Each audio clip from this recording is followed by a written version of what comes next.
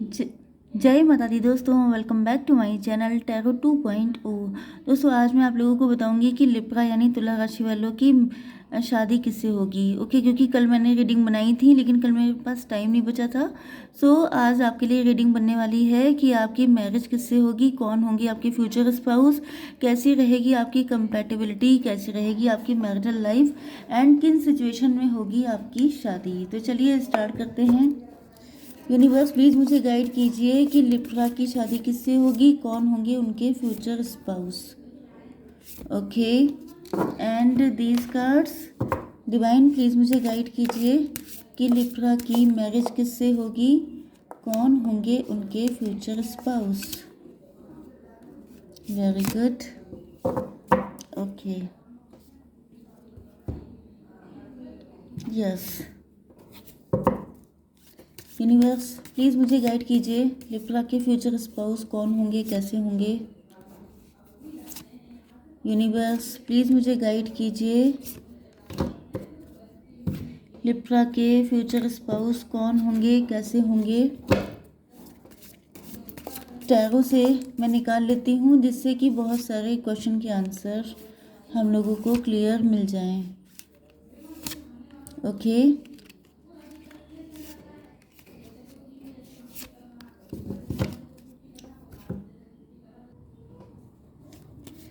Universe please मुझे बताइए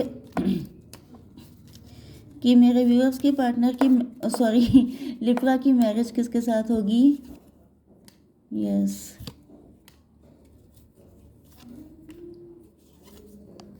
okay.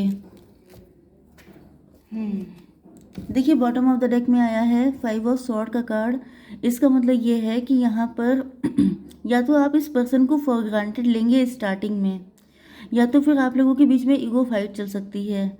लेकिन यहाँ पे मेन चीज़ ये है कि आपके पार्टनर का लव आपके लिए बहुत ज़्यादा होगा, लॉयल्टी होगी। ये इंसान सिर्फ आप ही से लव करेंगे। ये भी पॉसिबल है कि स्टार्टिंग में आप लोगों के बीच में कुछ कन्फ्यूज़न, कुछ नेगेटिविटी, कुछ फाइट्स वगैरह रह सकती हैं, ईगो वगैरह रह सकता है। लेकिन यहाँ पर इनका लव आप ही के लिए होगा। ये सिर्फ आपसे लव करेंगे, बाकी किसी और से नहीं करेंगे।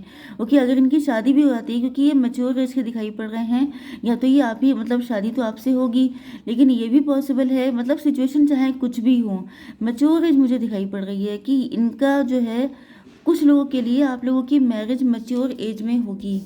ओके, ये भी पॉसिबल है कि आप लोगों का रिलेशनशिप, आप लोग एक दूसरे को काफ़ी लंबे टाइम तक डेट करें एंड देन आप लोगों का यूनियन हो, ये भी पॉसिबल है। ओके, या तो फिर ये मेंटली मैच्योर होंगे, दो चीज़ें हो सकती हैं। यहाँ भी आपके पार्टनर के साइन है cancer, Scorpio, Pisces, Libra, Gemini, Aquarius, Aries, Leo, Sagittarius. मतलब कर्क, वृश्चिक, मीन राशि, मेष, सिंह और धनु राशि एंड तुला, मिथुन, कुंभ राशि। एंड इम्पॉर्टेंट नंबर है आपके लिए 5, 16, यस, 5, 16, 34, 23 एंड 2 एंड 7। ये सारे नंबर आपके लिए किसी भी एंगल से इम्पोर्टेंट हो सकते हैं। पहली चीज़ तो ये है कि ये पार्टनर जब आपकी ज़िंदगी में आएंगे तब आप या तो किसी बहुत बड़े चेंज से गुजर रहे होंगे, या फिर इनके जस्ट आने के बाद से आपकी ज़िंदगी में पावरफुल चेंजेस आएंगे। ओके, आपकी ज़िंदगी 360 डिग्री घूम जाएगी। अब आप देख सकते हैं कि यहाँ पर बिल्कुल कालापन है। ओके, सब ब्लैक है, लेकिन यहाँ पर शाइन निकल रही है। इसका मतलब ये है कि जैसे ये उम्मीद की किरण बन के आएंगे। या तो आप किसी नेगेटिविटी से जूझ रहे होंगे, या तो फिर कोई आपका बुरा वक्त चल रहा होगा, सैड सैड होंगे आप, डिप्रेस होंगे, परेशान होंगे किसी सिचुएशन की वजह से। तब इस इंसान की एंट्री होगी एंड उनको देख करके आपके अंदर जैसे उम्मीद की किरण जगना, एक होपलेस कंडीशन से होपफुल कंडीशन में जाना, वो सिचुएशन रहेगी। Prosperity lies ahead. जब ये आपकी ज़िंदगी में आएंगे उसके बाद से आपकी लाइफ में प्रॉस्पर्टी आना चालू हो जाएगी। जैसे कि मतलब जैसे आपका बिजनेस बहुत अच्छा नहीं चल रहा था, तो ये जब आ जाएंगे तो आपकी बिजनेस एंड जॉब में ग्रोथ आ जाएगी। या फिर ये कहा जाए कि अगर इनकी आपके साथ डायरेक्ट शादी होती है तो फिर आपकी लाइफ में बहुत सारे चेंजेस आपको देखने को मिलेंगे। ओके, 34 नंबर आ चुका है यूनिटी का। Yes, a time of divine understanding, renewal, peace, and hope. You radiate and attract great love. यहाँ पे रिन्यूअल होगा। ओके, मतलब ये कनेक्शन टूट जाएगा फिर बनेगा। एक टाइम ऑफ डिवाइन अंडरस्टैंडिंग। देखिए 7 नंबर यहाँ पे आया है, 34 को भी प्लस कीजिए तो 7 हो जाता है। तो पॉसिबल ये है कि आप लोगों का एक टाइम पर कनेक्शन कट होगा। पॉसिबल ये है कि 34 की एज में आप लोगों का कनेक्शन कट हो जाएगा एंड मे बी 43 में आपका फिर से बन जाएगा। इस तरह की सिचुएशन भी हो सकती है। ये जस्ट एक अजम्पशन है। ओके, इसमें कोई ऐसी गारंटी नहीं है, लेकिन कई बार ऐसा हो जाता है कि जो नंबर्स आते हैं उनके अपोजिट नंबर भी मैटर करते हैं। जैसे 23 आया है तो 23 32 आपके लिए इम्पॉर्टेंट हो सकता है। आई डोंट नो वाई कि मुझे बोलने में दिक्कत होने लगी सिर्फ इस रीडिंग में। तो हो सकता है डिवाइन नहीं चाहते हैं कि आपको ज़्यादा बताया जाए, लेकिन यहाँ पर देखिए रिन्यूअल, पीस एंड होप है। मतलब ये कनेक्शन पहले बनेगा तब आपकी ज़िंदगी में पावरफुल चेंजेस आएंगे, आपकी लाइफ में प्रॉस्पर्टी आएगी। देन यहाँ पे टॉवर भी देखिए आया हुआ है।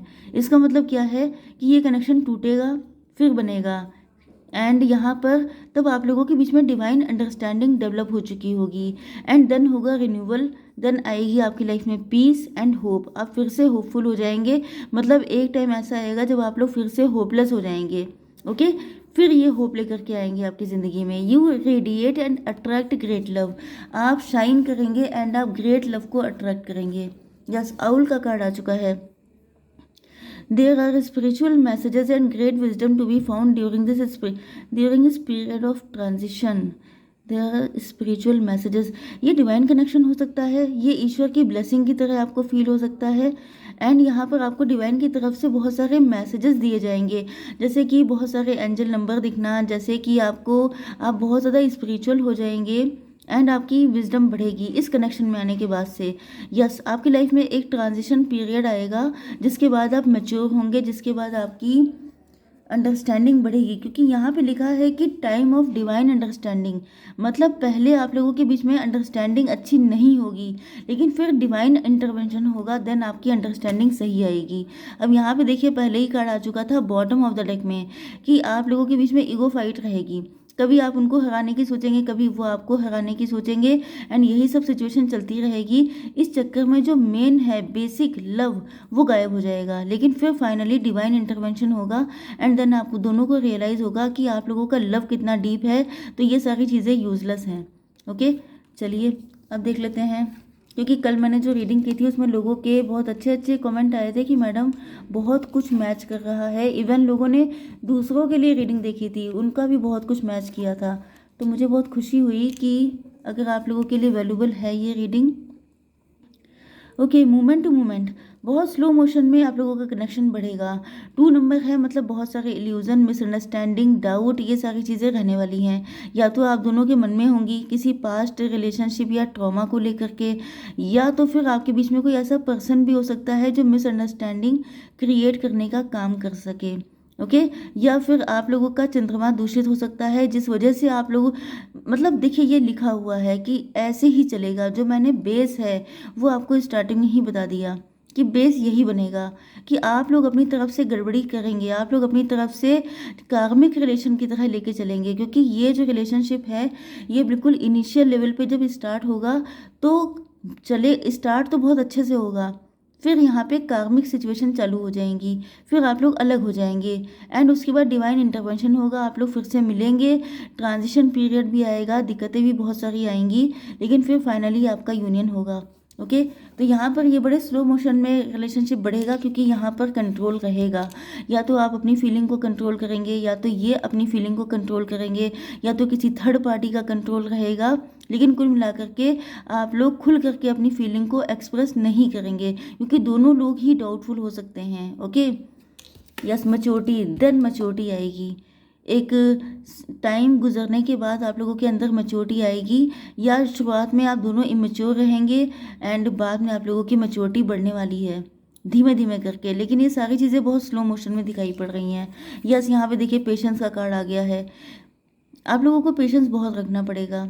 ये देखिए यहाँ पे क्या हालत है कि जैसे मून के फेजेस चेंज होते हैं वैसे वैसे ये कनेक्शन चेंज होगा।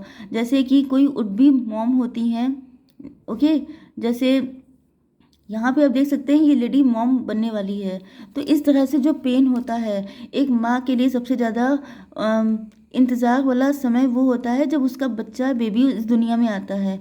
ओके, तो इसी तरीके से जो पेनफुल रहेगा थोड़ा सा आप लोगों का वेटिंग पीरियड। ओके, आप लोगों के लिए कनेक्शन थोड़ा पेनफुल रह सकता है, लेकिन यहाँ पर मुझे कार्मिक सिचुएशन ज़्यादा दिख रही है कि कर्मा क्लींस होंगे, कर्मा क्लींस होंगे, उसके बाद ही चीज़ें ठीक हो पाएंगी।